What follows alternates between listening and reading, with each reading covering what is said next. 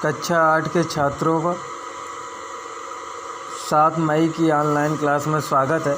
जैसे कि हमने आपको पिछले वीडियो में सूक्ष्म जीवों से लाभ व हानियाँ बताया था, तो हमने आपको हानियों में हमने आपको जीव जंतुओं क्या मनुष्यों में सूक्ष्म जीवों से हानि बताए थे। हम आज की वीडियो में सूक्ष्म जीव से आगे हानि के विषय में चलते हैं। तो अगली हेडिंग हमारी है पशुओं में रोग फैलाने वाले सूक्ष्म जीव। तो हमारे जो सूक्ष्म जीव होते हैं, कुछ ऐसे सूक्ष्म जीव होते हैं जिनके द्वारा जानवरों में भी रोग फैलते हैं। ये जो सूक्ष्म जीव जानवरों में रोग फैलाते हैं, ये गाय, भैंस तथा घरेलू पक्षियों में रोग फैलाने के कारक होते हैं। सूक्ष्म जीव ये दूध उत्पाद एवं अंडे के उत्पादन को कम कर देते हैं तथा इनके कारण जानवर कभी कभार मर भी जाते हैं।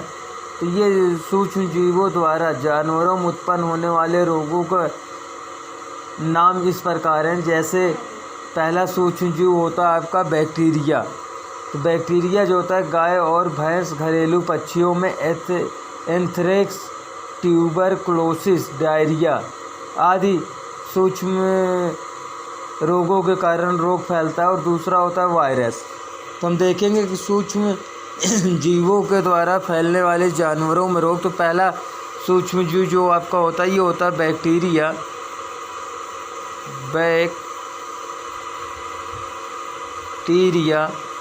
ये जो है पहला सूक्ष्म जीव है जो जानवरों में रोग फैलाने का कार्य करता है। इससे जो संक्रमित जानवर होते हैं, संक्रमित जानवर वो होती हैं गाय,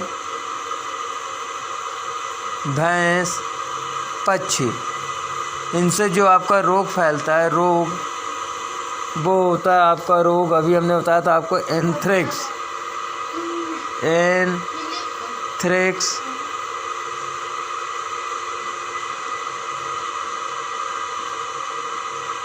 ट्यूबर क्लोसिस,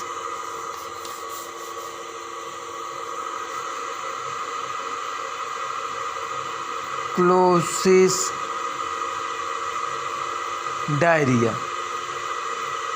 ये पहला सूक्ष्म जीव है जो जानवरों में रोग फैलाता है। दूसरा आपका सूक्ष्म जीव होता है जो जानवरों में रोग फैलाने का कार्य करता है, वो है वायरस।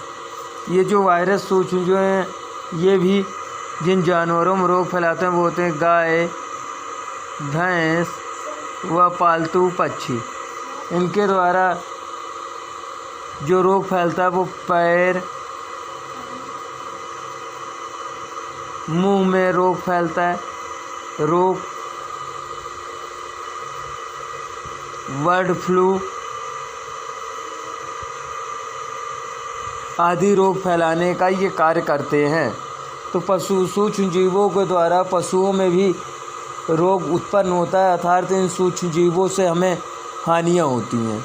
तो सूक्ष्म जीव से लाभ भी होता है और हानि भी होती है। तो कल आपने मनुष्यों में व वातावरण में हानि पढ़ा था। आज ये हमने आपको बताया कि हानिकारक सूक्ष्म जीव जो पशुओं में हानि पहुंचाने का कार्य करते हैं वो होते हैं बैक्टीरिया और वायरस। इसके बाद आप देखेंगे कि पौधों में भी रोग उत्पन्न करने वाले सूक्ष्म जीव होते हैं। तो इनके लिए आप देखेंगे कि पौधों में रोग उत्पन्न करने वाले सूक्ष्म जीव,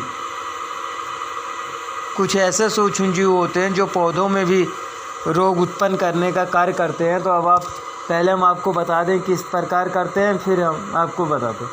तो देखें कुछ सूक्ष्म जीव पौधों में भी रोग उत्पन्न करने, जैसे गेहूँ, चावल, आलू, गन्ना, सेब, संतरा आदि में ये रोग पौधों की वृद्धि को कम कर देते हैं। पौधों को प्रभावित करने वाले रोग सामान्यतः इस प्रकार होते हैं, अर्थात जब सूक्ष्म जीव पौधों में रोग फैलाते हैं तो ये पौधों में रोग फैलने के पश्चात उनकी वृद्धि को रोक देते हैं, अर्थात पौधे बढ़ते नहीं हैं। तो आप पौधों में देखेंगे इनके कारण, तो जैसे फफूंदी और वायरस दो सूक्ष्म जीव होते हैं जो पौधों में रोग फैलाने का कार्य करते हैं।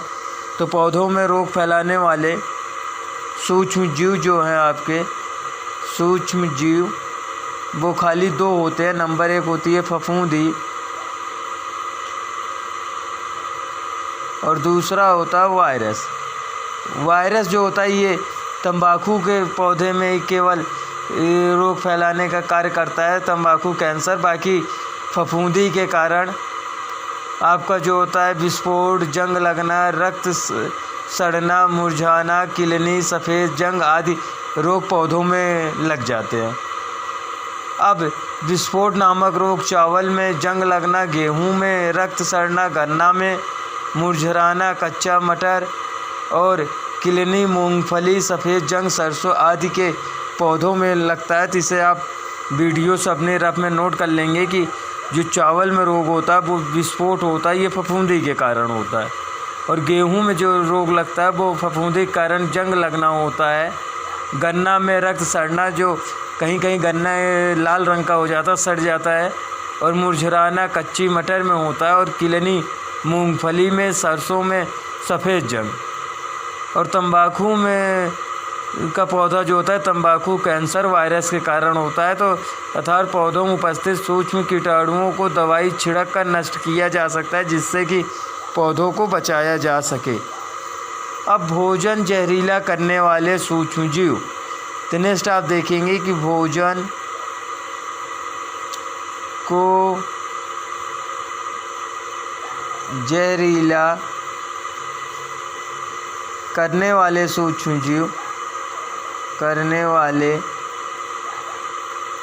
सूक्ष्म जीव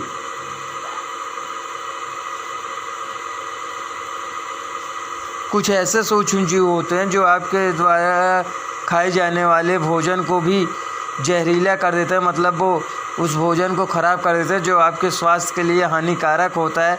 कभी कभी रखे हुए भोजन के कई कारणों से ख़राब हो जाते हैं। ये जो सूक्ष्म जीवों कारण होता है, ये जो कारण होता है नंबर 1 होता है अनुचित खाना पकाने से, मतलब खाने को कम या अधिक पका देने के कारण भी खाना ख़राब होता है। सूक्ष्म जीवों के कारण भोजन को उचित तरीके से संरक्षित न करने पर और भोजन को अनुचित तापमान में न रखने पर। तो आप देखते क्या सूक्ष्म जीवों द्वारा भोजन जहरीला बन जाता है। हमारे भोजन पर विकसित होने वाले कीटाणु कभी कभी टॉक्सिक पदार्थ उत्पन्न करते हैं, जो हमारे लिए हानिकारक होता है। टॉक्सिक पदार्थ हमारे भोजन में उत्पन्न कर देते हैं, ये जिसके कारण भोजन जहरीला होता है। और ये टॉक्सिक पदार्थ जो होता है ये हानिकारक होता है हमारे लिए। कीटाणुओं से उत्पन्न टॉक्सिक पदार्थ भोजन को जहरीला बना देते हैं। इसके अतिरिक्त व्यक्ति बीमार पड़ सकता है तथा भोजन करके उसकी मृत्यु भी हो सकती है। भोजन को जहरीला बनाने वाले बैक्टीरिया। तो सबसे पहले आप लिख लेंगे उन बैक्टीरिया का नाम जो भोजन को जहरीला बनाते हैं। तो आप लिखें भोजन को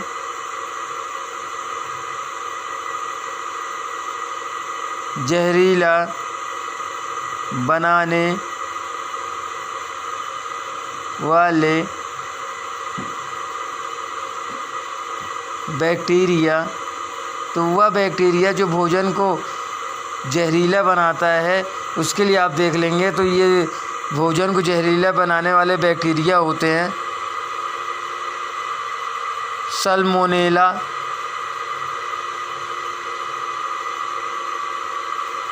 और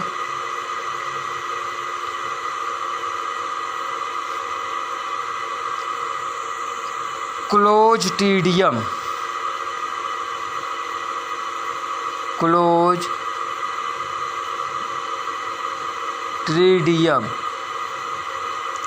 ये दो ऐसे बैक्टीरिया होते हैं जो हमारे खाने को जहरीला बनाने का कार्य करते हैं।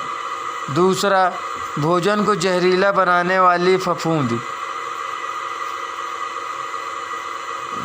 बैक्टीरिया हो गए। दूसरा आप देखोगे तो देखेंगे आपकी भोजन को फफूंदी भी जहरीला बनाती है। तो भोजन को जहरीला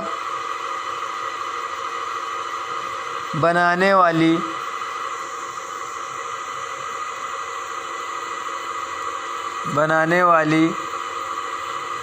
फफूंदी। अब आप ध्यान देना कि खाली ये दो सूक्ष्म जीव होते हैं जो हमारे भोजन को जहरीला करने का कार्य करते हैं, वो होते हैं बैक्टीरिया और फफूंद। तो बैक्टीरिया आपको हमने बताया कि 2 बैक्टीरिया कौन कौन से हैं जो भोजन को जहरीला बनाने का कार्य करते हैं। अब आप फफूंदी देख लेंगे तो ये होती है जो फफूंदी भोजन को जहरीला बनाती है। नंबर 1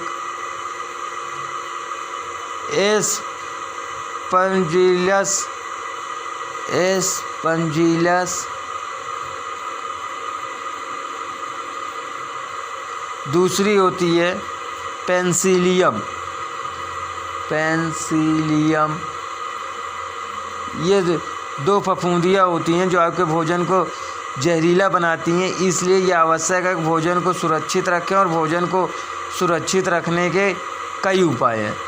तो भोजन जो आपका जहरीला बनता है वो अनुचित पकने से, सुरक्षित रखने से और अनुचित तापमान, कम अधिक तापमान पर रखने पर ये बैक्टीरिया और वायरस उत्पन्न होते हैं और भोजन को जहरीला बनाने का कार्य करते हैं। अब होता है आपका भोजन का परीक्षण कि किस प्रकार आप देखेंगे। तो अब अगली हेडिंग आपकी है भोजन परिरक्षण। भोजन परिरक्षण में क्या होता है कि आपका बना हुआ भोजन तथा दूध अधिक देर तक गर्मी एवं नमी में रखने से खराब हो जाते हैं। भोजन सूक्ष्म जीवाणुओं द्वारा दूषित हो जाता है। अधिकांश सूक्ष्म जीव निम्नलिखित स्थितियों में विकसित नहीं होते। तो आपका जो भोजन का परिरक्षण है वो अनुचित स्थान पर और अनुचित तापमान पर रखने पर भोजन में सूक्ष्म जीव विकसित होते हैं जो कि भोजन को नष्ट करते हैं। तो विकसित कुछ ऐसी स्थितियाँ जिसमें सूक्ष्म जीव विकसित नहीं होते। तो आप लिखेंगे सूक्ष्म जीव को विकसित होने से